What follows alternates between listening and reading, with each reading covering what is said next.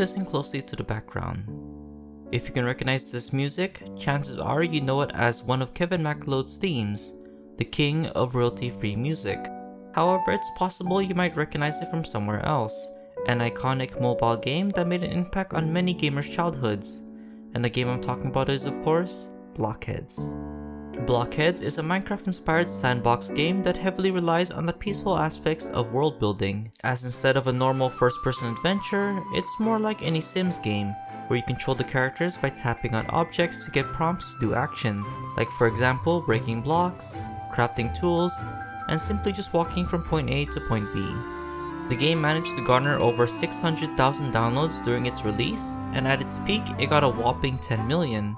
For such a simple concept, Blockheads quickly became a mobile legend that many people still remember, but barely talk about. So that begs the question, whatever happened to it? As I said, Blockheads had such a big following since its debut. I myself loved playing it as a kid, but I never really kept up with it once I moved on to other games. And if you try to look for it now, it's basically a husk of its former self, no longer available on the Play Store, only the App Store, and all of its servers are practically dead. Adding insult to injury, according to a post I found on its subreddit, just 2 years ago was the game's 10th anniversary, but there were fewer than 10 players active, with the majority of the posts being remnants of fans who occasionally post something cool that they made.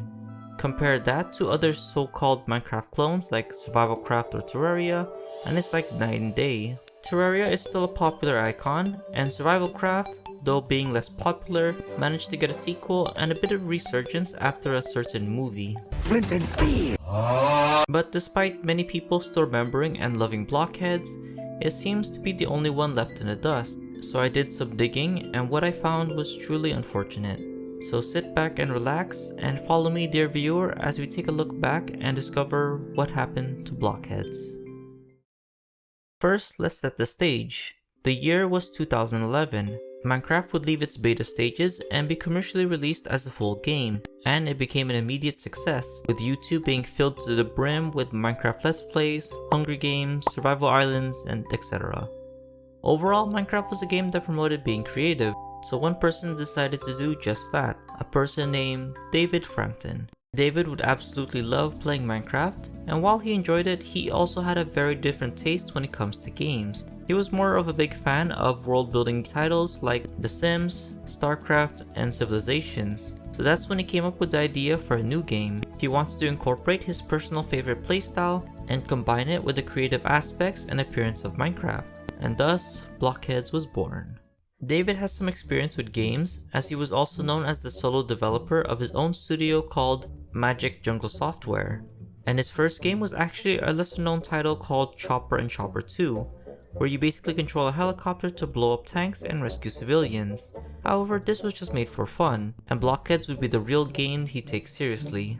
So he got to work, designing his own art style and reusing his own custom game engine. Originally, he planned to make it in only a few months, so that way he can get feedback for updates similar to how Minecraft did it, but it wasn't until a year later in development that David felt it was complete enough to be released. And by January 10, 2013, Blockheads would officially make its debut, and it was a complete success, getting nearly perfect reviews and over 600,000 downloads in just a few days. But what made it so fun?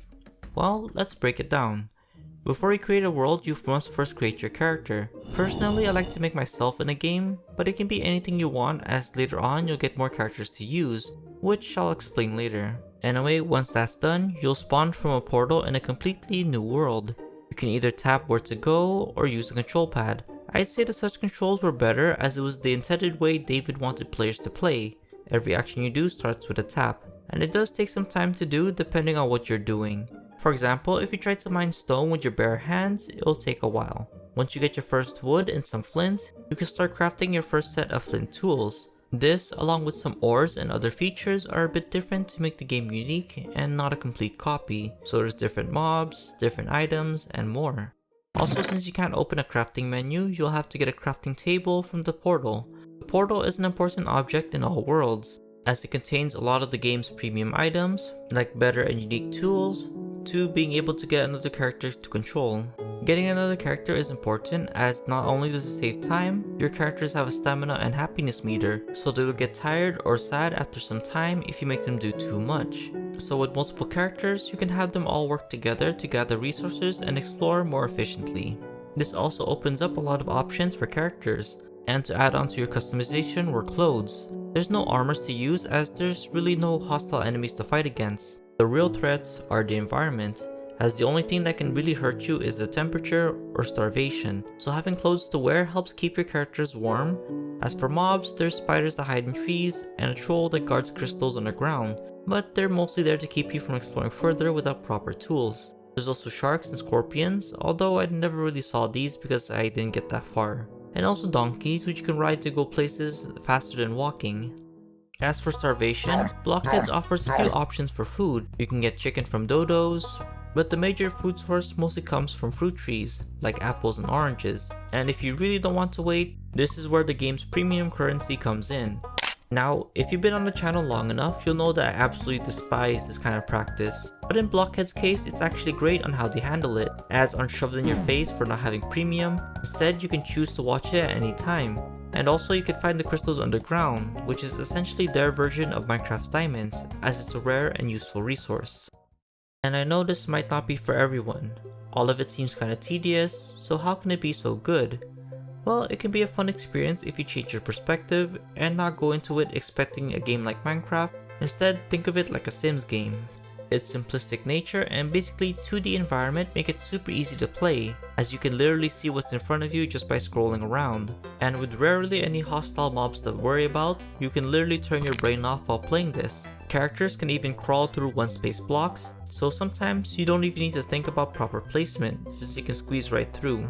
And it's fun to just explore this new world to see what you can find, and slowly build up your base and your characters like any world builder game. Plus the music and sounds were basically perfect for its style of gameplay. Like something I do and probably a lot of you watching would also do is just sit around and watch the sunrise or set with the relaxing music playing in the background. As I said before, the game used a lot of royalty-free tracks, and while it's not the best, the ones David chose were perfect, along with the cute pixel sound effects. It made the game feel cozy and personal. It was basically ASMR before it was even a thing. Like, just listen.